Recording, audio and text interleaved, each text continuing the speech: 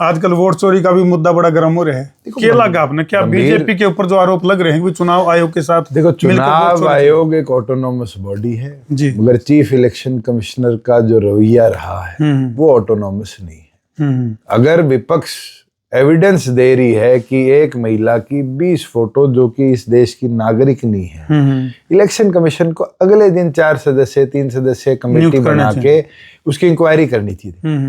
और वो क्या कहती है कि एफिडेविट दो।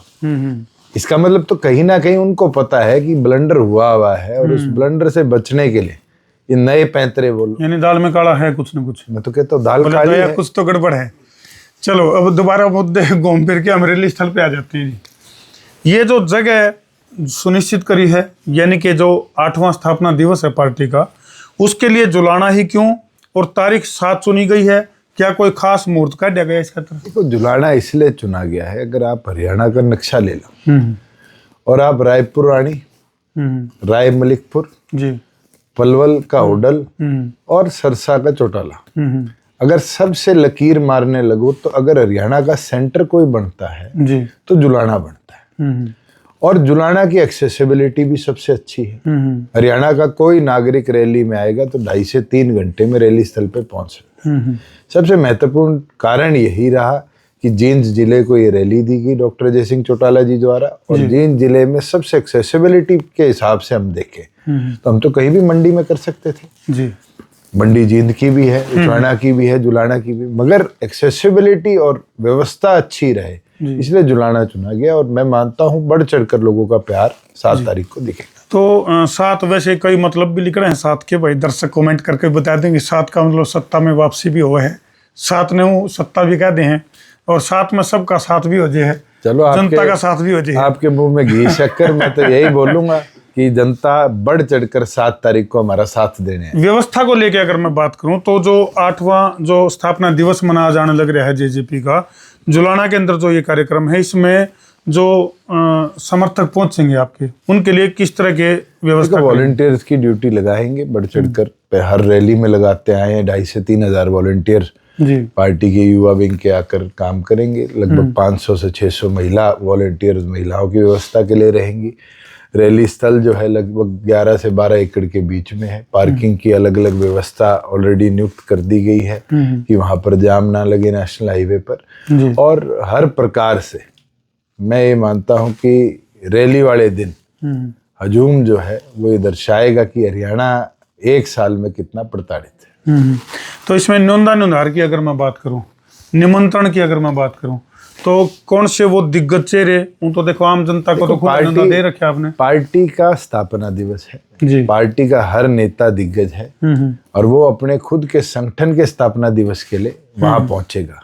ये कोई हमारे लिए सत्ता परिवर्तन रैली नहीं है या देश की राजनीति के अंदर बड़ा बदलाव लाने की रैली नहीं। जी। ये हमारा पार्टी का स्थापना दिवस है और पार्टी का स्थापना दिवस पार्टी के कार्यकर्ताओं के साथ मिलकर बनाया जाता है। जी, पिछले दिनों हमारे एक रिपोर्टर हैं, उनकी मुलाकात हुई थी चौधरी रणजीत सिंह चौटाला जी के साथ, तो वो भी कहते बोले भाई अगर निमंत्रण आता है तो विचार, हमारे घर के बड़े हैं और जरूर निमंत्रण तो दे दिया होगा आपने। बिल्कुल, हमने मिलकर चुनाव लड़ा है तो क्यों उनसे हम दूर रहेंगे जी।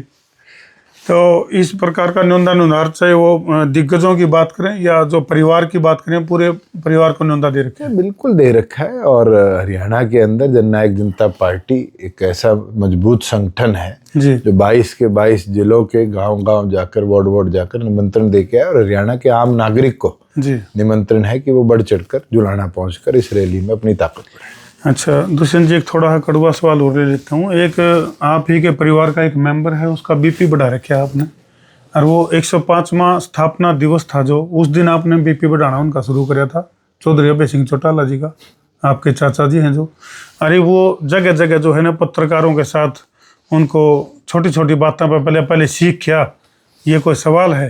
तो ये बीपी क्यों कर ठीक करो? मैंने तो टिप्पणी करनी छोड़ रखी है। और 2000 जब आप कह रहे हो 5वें स्थापना दिवस से जी आज तक ना मैंने इन चीजों पे टिप्पणी करी ना मैं करता। चलो, इस जो ये कार्यक्रम है जुलाना का, इससे नई क्रांति का शुरुआत या कुछ इस तरह का कुछ अलग से कुछ देखने को मिलेगा? बिल्कुल रहेगा। और अगले 4 साल के राजनीतिक परिप्रेक्ष्य की एक बड़ी बदलाव की आप कह लो बिगुल बजेगा, जिसके अंदर हम मिलकर प्रदेश में आगे क्या लड़ाई लड़नी है। आपने देखा होगा MDU का मुद्दा सामने आया है, जहां 1.5 लाख बच्चों के भविष्य पे एकदम तलवार लटकी है जी। कि NAC की रेटिंग नहीं है और उसके बावजूद भी NAC को पब्लिश कर बच्चों के एडमिशन करे गए, डिग्रियां दी गई। तो ये सारे विषय हैं। हरियाणा में अब विपक्ष का काम सरकार को जगाना भी है और सरकार की खामियों को जनता के आगे लाना भी है और खुलकर हम इन चीजों को लागू करना। तो डिप्टी CM का तजुर्बा तो आप ले गए, जबकि 105वें स्थापना दिवस में नारे तो नहीं लाए गए थे, आया आया CM आया। तो ये क्या, ये जो पड़ाव है, ये जो नींव आप रखने जा रहे हो, इससे CM तक का सफर भी क्लियर करोगे? देखो, हमारा काम संगठन की लड़ाई लड़ना है और हम संगठन की ताकत को लेकर आगे बढ़ेंगे और जनता हमें मैंडेट देगी। तो क्या भविष्य में होगा किसको पता है जी। बीजेपी 2 सांसदों की पार्टी थी, आज देश में 303 सांसद तक लेगी। आइडियल मान रहे उसका बीजेपी को? नहीं, आप कितने आप चौधरी देवीलाल जी को उठाकर देखो ना, 10 MP के प्रदेश से और रथ लेके निकले थे। पूरे देश में ऐसा परिवर्तन लिया है, राजीव गांधी की नींव नहीं खोद दी थी कि बोफोर्स के घोटाले को जनता के बीच में लाकर जी देश की राजनीति से कांग्रेस को गायब कर दिया और VP सिंह जी और चंद्रशेखर जी जैसे शरीके के लोगों को देश के प्रधानमंत्री पद पे बिठा दिया था। अच्छा, आपके ऊपर आरोप ये भी है कि भी एक जगह आपने एक मूर्ति का अनावरण कराया ताऊ देवीलाल जी की, उसमें वो हूबहू आपकी तरह दिख रही है।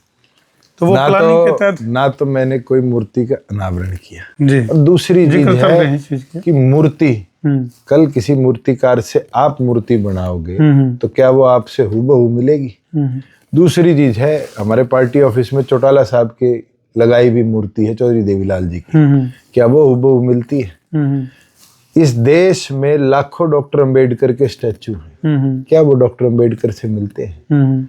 अगर किसी स्टैचू बनाने वाले ने कोई स्टैचू बनाया है और वो किसी न्यारा आपकी दिखा उसमें मैंने तो ना वो स्टैचू देखा, ना मैंने भेजा, ना मैंने लगाया है। मेरे संज्ञान में तो मामला आप जैसे लोगों ने लाया जी और उसी टाइम मैंने आदेश दिए कि उसको ठीक कराया जाए और ठीक कराकर उस स्टैचू को दोबारा लगाया जाए। हमारे आज भी एक साथी है बुद्धराम जी, उसने कोई स्टैचू नहीं लगा रखा, पर घर का जो उसका मंदिर जिसको वो कहता है वहां चौधरी देवीलाल जी की एक फ्लैक्स लगा रखी है और आज 2002 से लेके और 2026 आने वाला है, वहां निरंतर दिया जल रहा है।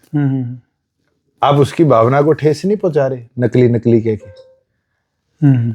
अगर मैं कल कह दूं कि भाई कोई डॉक्टर अंबेडकर का स्टैचू जी, डॉक्टर अंबेडकर से 19-21 भी नहीं मिलता और कितने हजारों डॉक्टर अंबेडकर के भक्तों की भावनाओं को मैं ठेस पहुंचाऊंगा।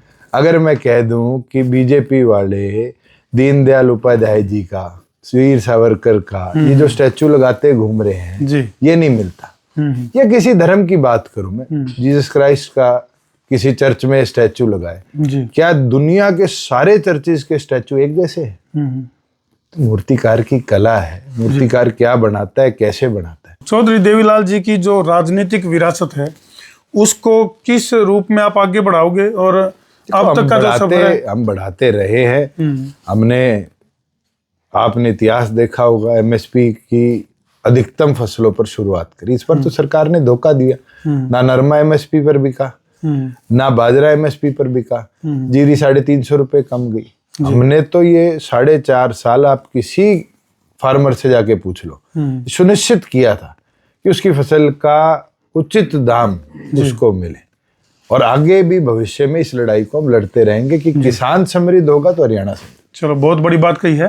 तो अंतिम सवाल है जी, इस कार्यक्रम में कितनी संख्या का अनुमान आप लगा के चल रहे हो? मैं ये जिस ढंग से नुंधार चल रही है, संख्या बल नापना ना आपके हाथ में ना मेरे हाथ में, ना हम तो गिन देंगे, मगर मैं ये बता सकता हूं कि जो मैदान है उसको गचागच भरेंगे। जनता इतनी आएगी कि शायद आसपास के इलाकों में भी हमें व्यवस्था बनानी पड़े कि जनता बैठे और रैली का चलो भाई साथ है। चलो, 7 तारीख को JJP पार्टी का जो स्थापना दिवस है उसकी सीधी तस्वीरें आप संसार क्रांति पर देखोगे और जिस ढंग के दावे जो है वो दुष्यंत चौटाला के द्वारा करे जाने लग रहे हैं उन दावे में कितना दम है वो आने वाला टाइम बताओगा।